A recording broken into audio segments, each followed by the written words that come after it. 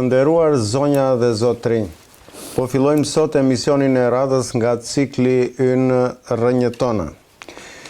Meqense dje ishte 558 vjetori i vdekjes së heroit ton gjigant, kombëtar, mbar europian, hero botror i përmasave botrore, në fundi këtij emisioni do të flasim pak për gigantin ton Gjergj Kastriotin Skënderbeun, por me zotin Guri ne do organizojmë në një emision të veçantë. Kurse sot kemi ardhur për një temë tepër interesante, një temë rrallë të zhvilluar nëpër media tona. Kemi të ftuar një kompozitor të jashtëzakonshëm, do të thosha, zotin Pëllumb Vorpsi. Ky mbiemri juaj, zoti Vorpsi, më kujton një çik personazhin e madh të Ismail Kadares, Besian Vorpsi, tek prilli i famshëm i thyer i tij. Ma kujtoj kështu, domethënë Kalimthin. Gjithsesi, është pedagog në Universitetin e Arteve, pra në Akademinë e Lartë të Arteve. Ka qenë nxënës i të famshmit Ramadan Sokoli. Gjithnjë kur ka përmendur gadishullin ton të famshëm që tani thon Ballkan, e ka quajtur Iliria e Jugut. Asnjëherë nuk ka thënë Ballkan. Domethënë kjo i jashtë çik temës, po më bëri përshtypje ky fakt që ma tha profesori në Holl. Ka kompozuar muzikë klasike. Ka bërë fantazi për orkestër.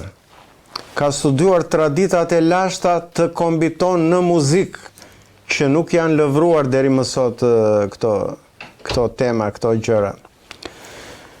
Dhe do të na flasi profesori dhe do të na bëj një lidhje të muzikës son në kohët e lashta, profesor, ndoshta, sepse na thoshte një profesor i gjimnazit, nuk e fsheh ignorancën time në atë drejtim, jo për muzikën, se këto muzikë të tanishme, Beatles, Rolling Stones, më thashe, Celentano, këto i dim të gjithë, me gjithë zotin Guri i kemi studiuar, juve jeni profesionisti kësaj gjë, po lidhjen me muzikën dhe ju keni studiuar degën që quhet arkeomuzikologjin, mos gabojmë, që unë dhe ndoshta dhe zoti Guri e dëgjojmë për herë të parë. Po. Urdhoni zoti Guri. Unë do plotësoja çik figurën e profesor Pëllumb Vorpsit. Njëkohësisht do t'i lutesha gjithë teleshikuesve shqiptar që të mbajnë vëmendje. Të marrin mundësisht në një laps, blok, jo letër se letra humbet, në një blok shënimesh, se për herë të parë do dëgjojnë se si muzika shqiptare me shkallët e saj muzikore, me pentatonin e saj, që janë terma konceptuale të muzikës, nuk janë terma tona, por unë ditë kuptoj në ato bisedat e shumta, me prej vite që kam bërë me profesor Pëllumb Vorpsin, që si ati që ne diskutojmë me zotin Bale, me zotin Dalipe, me zotin Jelene, shumë tjerë, që diskutojmë që se si gjua shqipe formon fjalët e gjuhëve të perëndimit, apo gjuhëve tjera, na qenga dhe muzikologjia, shkallët e muzikës shqiptare. Prandaj edhe na ka tërhequr kjo që si mundet që po aq e lashtë edhe muzikologjia shqiptare, muzika popullore shqiptare, shkallët e saj, por për t'i lënë atë profesor, unë do doja të prezantoja për juve, të lutem CV-n e profesorit, sepse nuk është e thjeshtë që ta mbash mend. Po, të lutem këlla në gjithë ekranin. Atëherë, CV e profesorit. Pëllumb Vorpsi, profesori i kompozicionit, harmonisë dhe polifonisë, autori i mjaft veprave muzikore, orkestrale, simfonike dhe vokale. 3. Themeluesi i Fondacionit Kulturor, Artistik dhe Arsimor, IDEA. Krijon në kuadër të fondacionit IDEA orkestrën rinore shqiptare. Realizon me orkestrën e Radio Televizionit Shqiptar në bashkëpunim me Shkollën e Muzikës Flesole Itali një seri koncertesh mjaft të suksesshme në ndërtimin e mjeshtave të quar Aldo Cesato, Guldo Korti, duke kulmuar në rekuencën e Giuseppe Verdi dhe të tjerë. 6. Ideator dhe udhëheqës artistik i koncertit vokal simfonik Profeti Muhammed, Krenaria e Njerëzimit. 7. Po i them shkudër, përfaqësuesi i Universitetit të Arteve në Kongresin e Konservatorëve dhe Shkolla të Larta Muzikore Europiane në Strasbourg. Strasburg, Francë, përfaqësues zyrtar dhe drejtor artistik i projektit shqiptaro-gjerman, midis Liceut Artistik Jordan Misja, Tiranë dhe Shkollës Muzikore të Bokumit Gjermani. 9. Udhëheqës artistik i ansamblit Artistik Tirana, me cili ka realizuar një seri shfaqjesh suksesshme në Shqipëri dhe jashtë saj. 10. Themeluesi i shoqatës Tirana në botën e kulturës, për cilën nderojmë dhe kryetarin e saj zotin Arben Tafaj, antar nderi i dhomës përfaqësuese Tenese, SHBA. 12. Vepra muzikore të Vopsit janë interpretuar dhe vlerësuar nga artistë të shuar, kritik të muzikës, që do na e thojë vetë, se si ka dhënë si quhen orë muzikore në Gjermani në 93, do na e thojë vetë ato të veçantat e një kompozitori shqiptar. Veprat, një kryevepre simfonike nga Shqipëria, pra profesori është thjesht jo vetëm një muzikant arkeomuzikos, si e tha atyve, po edhe ka realizuar simfoni dhe është kompozitor, po arkeomuzikolog, etnomuzikolog, një nxënës apo student i të mallit, pavdekshmit, Ramadan Sokoli. I pavdekshmit Ramadan Sokoli, që kur është bërë festivali i Beratit në popullor, ka fjetur në shpinë time që sot e kam pujtin. Aty ka qenë se ka qenë shpërndarë në përshpira, dhe aty e kam patur nderin të mbaj mend e tjera.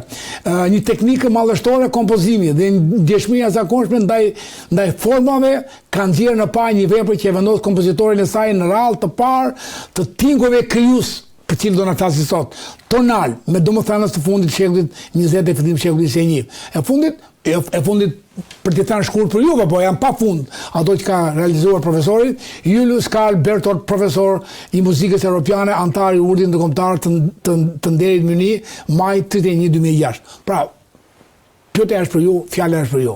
Zoti Guri, 10 sekonda këtu, më lejoti kërkoj ndjes zotit Pollum për prezantimin aq të sipërfaqshëm që ju bëra unë, se nuk e dija që zoti Guri ka çuar në regji gjithë këtë CV fantastike që keni ju. Nuk e kemi dot si kemi për të tjerë. Nuk i takoj aty në nuk i takoj aty në që më pëlqejnë reklamat, me thënë të drejtën. Ato janë merita tuaja që... Unë i kam zhvilluar me kujdes, i kam zhvilluar në ndoshta në rrjetet sociale, po edhe çik më thellë. Zoti Guri nuk më tha ato gjëra më para dhe unë e bëra të përsipër. Po edhe për televizionin. Gjithsesi publiku tashmë krijoi një ide se cilin kemi ne të ftuar, kemi nderin të kemi të ftuar në studion tonë. Urdhoni zoti Pollum. Pa pyetje pas sa e pasur është muzikologjia shqiptare. Muzika popullore shqiptare. Për cilin do që sa do pak e ndigjon muzikën shqiptare, flas nga të hujt, befasohet.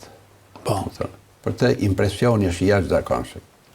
Ne që jemi marrë, po them, gjithë jetën me edhe hulumtim, edhe unë kam dhënë shumë vite landën e folklorit muzikor në liceu artistik, siç e thatë kam qenë ndodhur si profesor Ramadanit, po muzika popullore shqiptare është e pasur,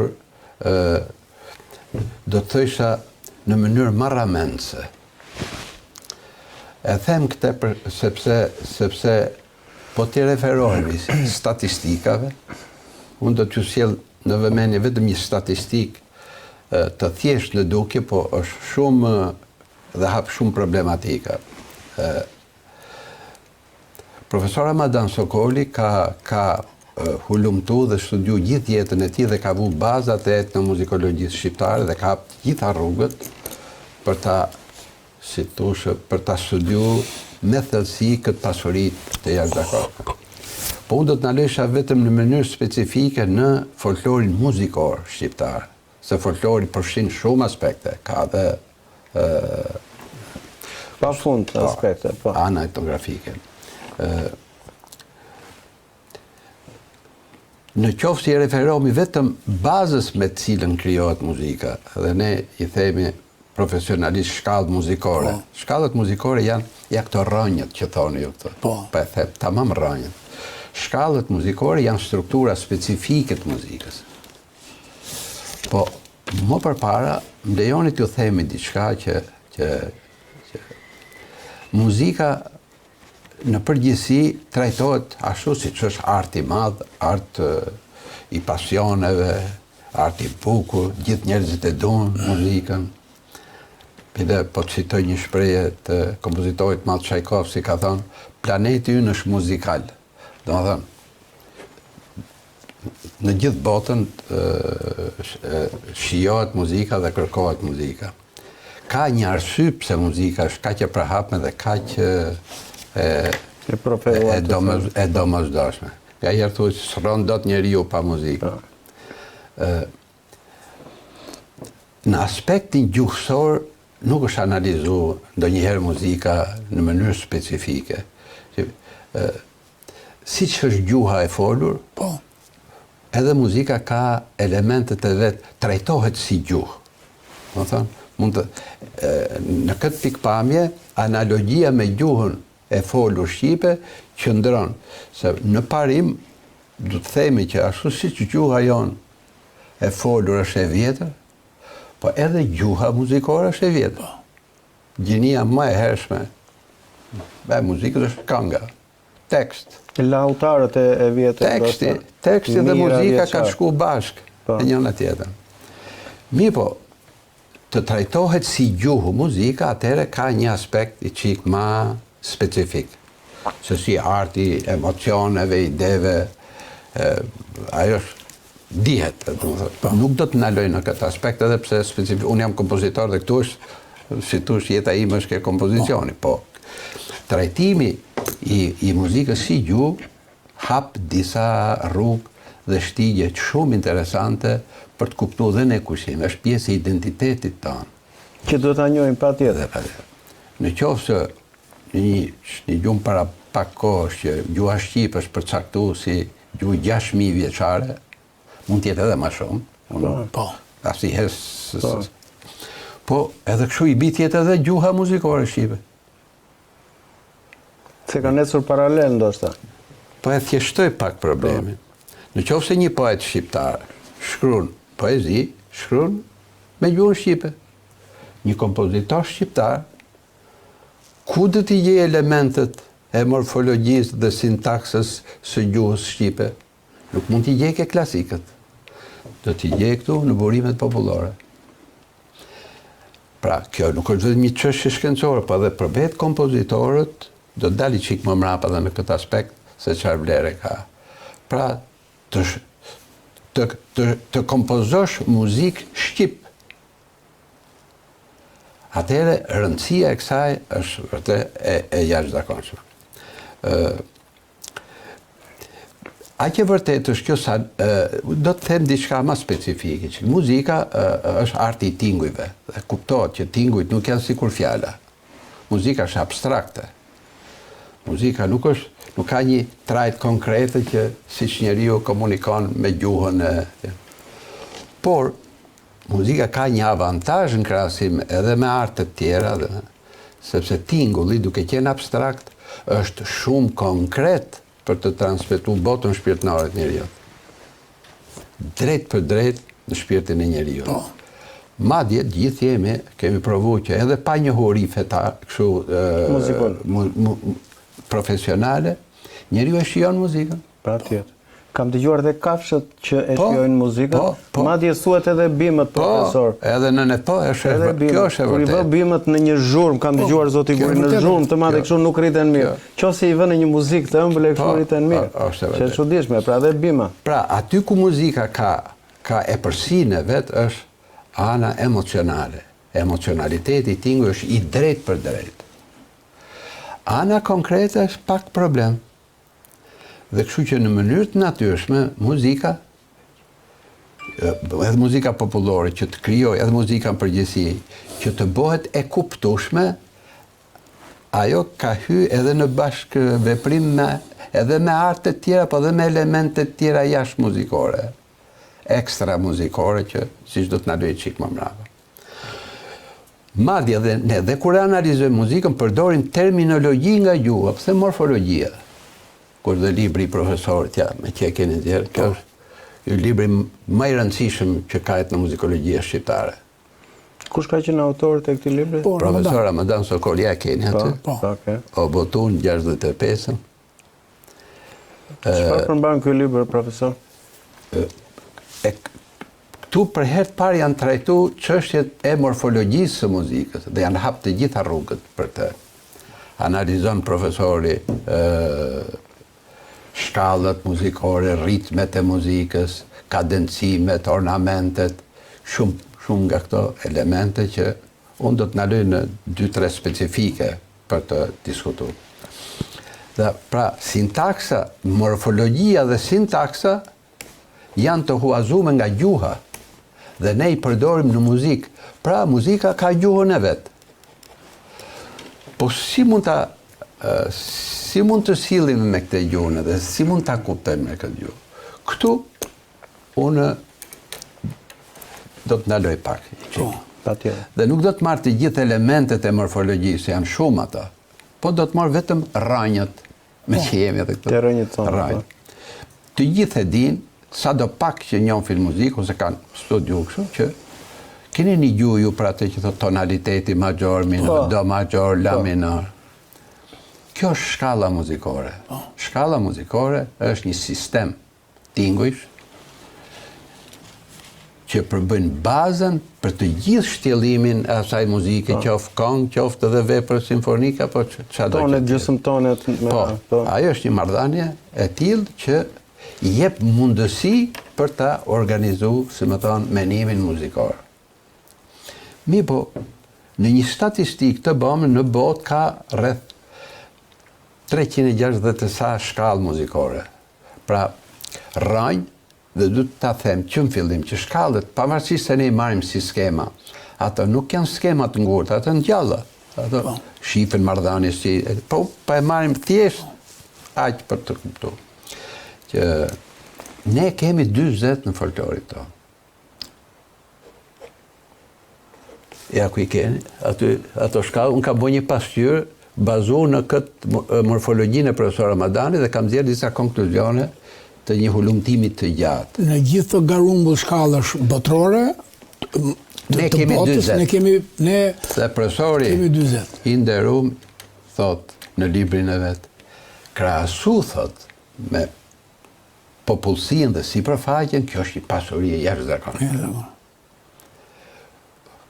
Unë e them, kam bërë një oponencë të vogël. Po mi, a është e mundur që një sasi kaq e madhe shkallësh të prodhohet në një vend të vogël? Po kjo është pyetja ime që tregon këto shkallë shtrirjet të popullsie më të madhe. Shqipëria nuk ka qenë kaq sa është sot. Kjo sasi, gjithë bota ka 360 e sa. Dhe prodhon vjetërsi muzike. Do dalë aty. Po do të luteshim që ke termat muzikë, ke ato koncepte muzikore më shkutur, sepse jemi mbledhur për të që çfarë lidhje ka gjuha shqipe, vjetërsia e muzikës. Po vi aty. Aty do të bëj vjetërsinë e muzikës shqiptare. Kjo sasi ka një sentencë në etnomuzikologji që thotë që sa më shumë të jeti përhap një fenomen muzikor ose etnografik apo përgjithësi, sa më shumë të jeti përhapur në gjeografi, në hapësinë, aq më të thella i ka rrënjët në kohë. Pra sa më e madhe ti gjeografia e përhapjes, aq më e lashtë është historia e saj. Po, dalim këtu që kjo sasi nuk mund të prodhohet jo nga kjo Shqipni londineze që kemi. As me ato 5 shtetet e tjera që kemi. Pra ne unë i themi Iliria e Jugut. Pra ne them, se nuk është e gjithë Iliria, është më e madhe. Dhe këte ma vërtetojnë këto shkallët. Po e kuptoj. Kjo është çështja. Kjo na intereson apo. Edhe mirë po në këto 40 shkallë që tregon një pasuri vërtet jashtëzakonshme, janë të veçuar me disa. Historiografia ose si thosh ka etnomuzikologjia si shkencë ka pranuar që shkallët më të vjetra janë shkallët pentatonike në botë. Këto janë dhe shkallët më të përhapme. E gjithë Kina është pentatonike, i dashur. Po ne kemi pentatonin tonë, domethënë ka specifik.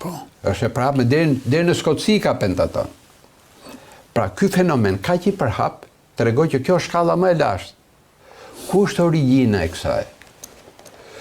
unë do t'jemi kujdesshëm dhe nuk mund të them, kështu, është këtu apo aty, por do ta marr si referencë. Duke mund t'i nxjerrni pak aty ishin këto shkallë, dhe si statistika aty, dhe kur i shef nga ana, se edhe pentatoni ka historinë e vet, ka me 2-3, pentatonike janë shkallët me 5 tinguj. E gjithë Shqipëria e Jugut është muzikë pentatonike. Polifonia labe ndoshta? Të gjitha. Po. Ato mase kanë specifikat e veta. Polifonia toske dhe labe ndatë, lumi vjosës i ndanë. Lumi shkumbini danë 2 dialektet muzikore që ndanë edhe Shqipërinë e mesme dhe gegnin, dalë dhe toskërin, dhe aty është lumi i natyrshëm, e thot profesori, kufiri i natyrshëm që ndanë përgjithsisht polifonin nga pjesa tjetër që i themi homofonike e muzikës.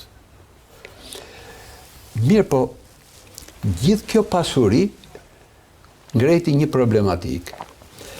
Nuk se kujtoj fix vitin, por ka qenë para viteve 90, profesori më thot në një bisedë që një muzikolog grek thot në një konferencë ndërkombëtare ka deklaruar që folklori muzikor shqiptar është shumë i pasur, por nuk ka unitet.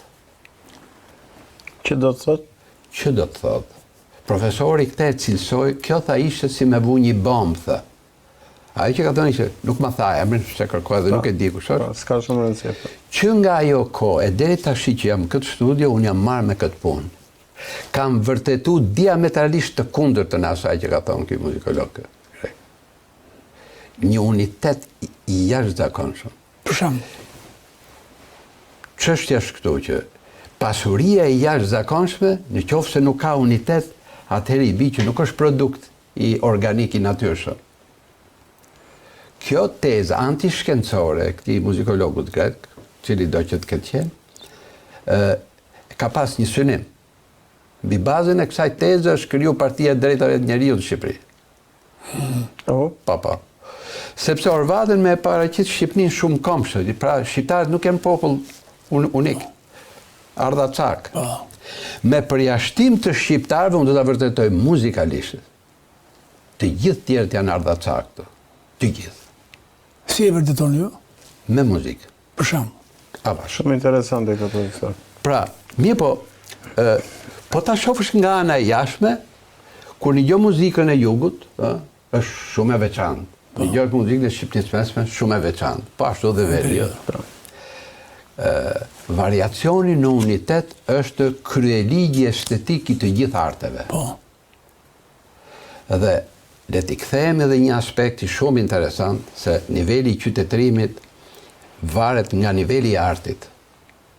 Ne kemi shembuj, do t'ju ilustroj, në folklorin tonë muzikor, kryevepra muzikore, që i zbatojnë ligjet universale, estetike, në mënyrë specifike. Shqip, po, deri disa kanë arrin nivelin klasik, unë i quaj si arje dhe romanca, qofjare të Shkodrës, ose këngë të Shqipërisë mesme, o këto. Po kjo është një aspekt tjetër artistik që theksova. Dhe të arbreshve, është ajo kënga më e bukur amore, është super fantastike. E tjera. Çfarë ndodh në të rast? Duke analizu, përdora metodën e arkeomuzikologjisë. Arkeomuzikologjia duhet ta sqaroj sepse ka shumë keq kuptime për këtë. Arkeomuzikologjia nuk ka të bëjë me objektet arkeologjike që flasin për muzikën, siç janë disa kështu si thosh eksponate. Jo, me lira me ato. Një muzikologji vjetër mund të jetë. Jo. Arkeomuzikologjia është hetimi i elementëve të lashtësisë në folklorin që knohet edhe sot e kësaj dite. Kjo është çështja. Dhe themeluesi i kësaj është një hungarez i famshëm, Zoltan Kodai quhet. Edhe unë kam lexuar teorinë atij. Dhe ai thotë kështu, që arkeologjia klasike thotë merret kryesisht me këto qytetërimet që nuk janë më qytetërimet e shkatëruara. Dhe duke analizu objektet veçanta, pllaka, varresh, epitafe, analizojnë dhe përcaktojnë kohën, kur ka qenë, si ka qenë, edhe pak a shumë thot me fantazin, ndërtojnë pasaj që ky qytetrimi i takon edhe kohëve. Kurse falë muzikës, thot, këtu tash është absolutisht specifika muzikore, që ka fuqi emocionale, ka fuqi artistike. Elementet e lashtësisë i kanë hy dhe janë bo organike me dhe. Dhe nuk i kupton ku janë. Po duhet metodologji dhe ka ardhur koha, thot, që folklori nuk duhet pa thjesht me syun ati që e pëlqen, e admiron, po me syun e shkencëtarit. Po. Unë po them vetëm një shumë shkurt, ky artisti madh, pa edhe shkencëtari madh, nëpërmjet kësaj lloj analize arkeomuzikologjike kanë nxjerrë përfundime jashtë muzikore. Ai ka vërtetuar për shembull që hungarezët dhe finlandezët janë popull me lidhje gjaku dhe të dy këto popull e kanë origjinën nga Mongolia. Apo në Në Mongolia. Po. Dhe me Ilirën, për shumë, ajo vera e famshme Tokaj në Hungari, është Toka jonë. Atëre, le ta marrim si referencë pentatonin. Pentatoni në Shqipëri është në Shqipërinë e Jugut, a disësh si ato mineralet që s'ke nevojë të hapësh galeri, i ke aty. Si më po. Dhe këtë shkallë që njihet që është më e vjetra, unë do ta marr referencë. Dhe do të vërtetojmë që gjitha këto shkallët e tjera që janë modi Dorian, Frigjan, Lidjan, Eolian, të gjitha këto mode me të cilat ka fillu historia e muzikës europiane. Me këto ka fillu. Po ata pse thonë që kemi të bëjmë me shkallë muzikore latine, romake dhe elene? Nuk e thonë atë. Nuk e thonë? Po kështu mbështesin muzikologji. Jo gjë romake dhe janë modet greko-romake, thonë. Greko-romake. Kush unë them janë iliro shqiptare. Po pra, bukur, na i vërtetot. Po, atë do them, patjetër. Mi po, kur e kam ligju për herë të parë këtë gjë, unë kam thonë, po mirë, kanë grekët, po e kemi edhe ne. Sot që flasim, të gjitha këto mode janë në trajt të kullut. Ja, unë du t'ja luim piano, për ne ka marrë piano. Se po se një gjove, nuk bëhet që me... 10 sekonda të nderuar miq për të ilustruar gjithë studimet e veta, profesori, në mënyrë të jashtëzakonshme. Kemi ngritur piano. Të tre kemi ndihmuar profesorin se është një piano fantastike, që një instrument që në cilin profesori mund të demonstrojë virtuozitetin e vet aty, po edhe të gjitha studimet e veta, domethënë disa pjesë mund të na i demonstroj pastaj kur ta keni më komode profesor. Po patjetër. Kjo çështje, atëherë gjithë kjo pasuri duket është shumë e madhe. Dhe nga ana e jashtme, nuk kanë lidhje këto me njëna tjetër. Edhe emërtimin, kjo quhet pentatonika, kjo quhet doriane, frigjane, kjo quhet kromatike, dhe sjashmi, më thonjë, paska pas drejta i greku, që e thaj. Po, më lejoni të ulem piano dhe duke pjotur, duke ngacmuar. Do t'ju them fillimisht që ato shkallët janë 4 shkallët tipike pentatonike që janë... Ngelemi ke çështja pse është muzikologjia iliro shqiptare dhe jo romake elene. Si kundër dhe gjua, si këtu paralelizmi që neve, që në gjithë vizionin tonë na intereson kjo. Po sepse asnjë vend europian nuk i kanë traditën e vet të mode, me të cilat e fillon. Ky është problemi i parë. Mund të bëjmë një... Po patjetër.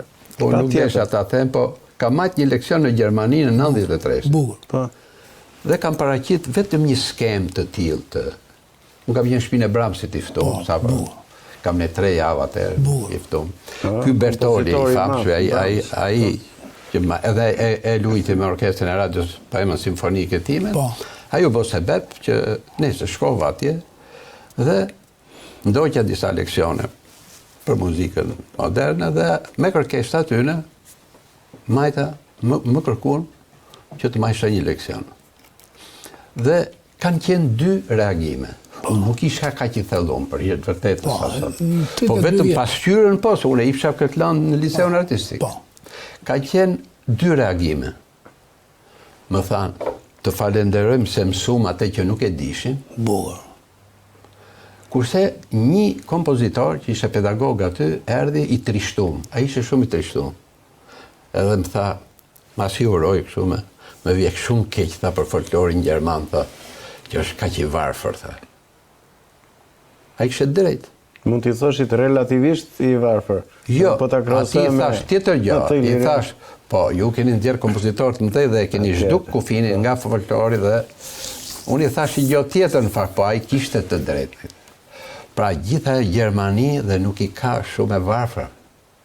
Dalim dhe i heke ke përmasat e kombit tonë, se unë kërë kam fjalë. Patjetër, Jemi kombi madh ne, jemi, siç thotë Kerem Çabej, gjuhtari i famshëm që Shqipëria ka ardhur duke u rrudh. Duke u rrudh. Po, kjo është. E në sot du me ja hek copat. Po, edhe shumë e drejtë. Po,